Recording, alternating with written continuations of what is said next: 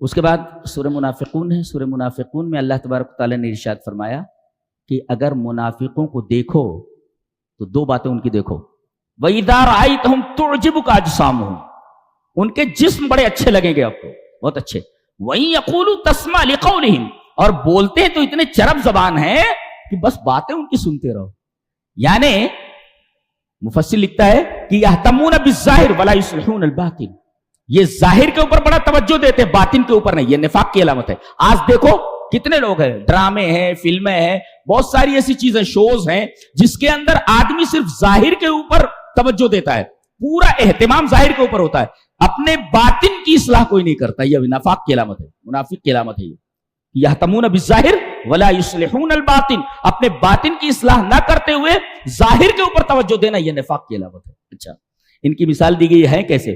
کانہم خوشبو مسندہ، گویا کہ ٹیک لگائی ہوئی لکڑیاں، لکڑی ہوتی ہے ایسی کہ چھپر وغیرہ جب پہلے ڈالتے تھے گاؤں میں تو لکڑیاں ہوتی تھی، لکڑیاں تو پورا چھپر، یعنی اس کا جو چھت ہوتی تھی اس کی چھپر جیسی، تو پورا لوڈ اس کے اوپر ہوتا تھا، لکڑی کے اوپر. جی، تو یہ لکڑی کارآمد ہے اس لیے کہ اس کے اوپر کم سے کم چھپر کا بوجھ تو ہے، لیکن بعض لکڑیاں ایسے دیوار کے سہارے کھڑی کر دی جاتی. بھئی ایک لکڑی ہاں کھڑی کر دی گئی ایسے دیوار کے سہارے، تو یہ تو دیوار کے سہارے کھڑی ہے نا، اس کی کوئی اہمیت نہیں ہے. اس لیے کہ لکڑی وہی فائدے مند ہوتی ہے جس کے اوپر چھپر کا بوجھ رکھا ہوا ہو. وہ لکڑی کس کام کی؟ جو دیوار کے سہارے کھڑی ہوئی ہو. اللہ تبارک تعالیٰ نے فرمایا منافقین کی مثال ایسے ہی ہے، وہ ٹیک لگائی ہوئی لکڑی کی طرح.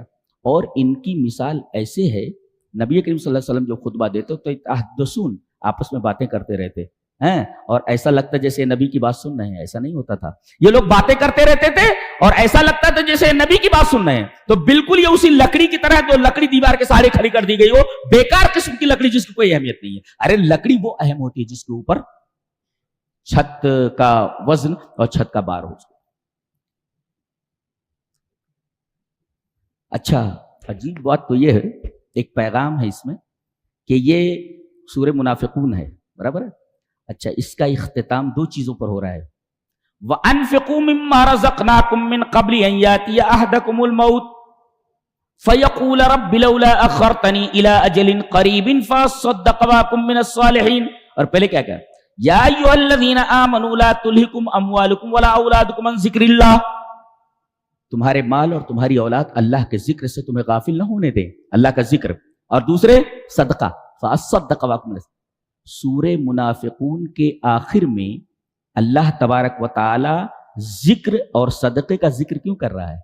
ذکر کا ذکر ہے اور صدقے کا ذکر ہے، یہ بتانے کے لیے کہ نفاق کا علاج دو ہی چیزوں سے ہو سکتا ہے، ایک تو اللہ کے ذکر سے یا پھر اللہ کی راہ میں صدقہ و خیرات سے. لہذا اگر نفاق کا علاج کر رہا ہے، ہر مرض کا ایک علاج ہوتا ہے، نفاق کا علاج کیا ہے؟ سورہ منافقون ہے، یہ منافق ہیں سب. ان منافقین کے اس مرض نفاق کا علاج کیا ہے؟ علاج بتایا گیا دو چیزیں، اللہ کا ذکر اور صدقہ. اور ان کے بارے میں یہ ہے کہ لا یذکرون اللہ الا قلیلا، ذکر بہت کم کرتے تھے، یہ ذکر کرتے ہی نہیں تھے اللہ تبارک تعالیٰ کا. تو یہ نفاق کی علامت تھی اللہ کا ذکر نہ کرنا. اور صدقہ، یہ چمڑی چلی جائے مگر دمڑی نہ جائے، اس کے یہ قائل تھے. یہ اللہ کی راہ میں کچھ خرچ نہیں کرتے تھے. لہذا نفاق کے مرض کی دوا دو چیزیں، اللہ کا ذکر اور صدقہ و خیرات. اچھا، بیماری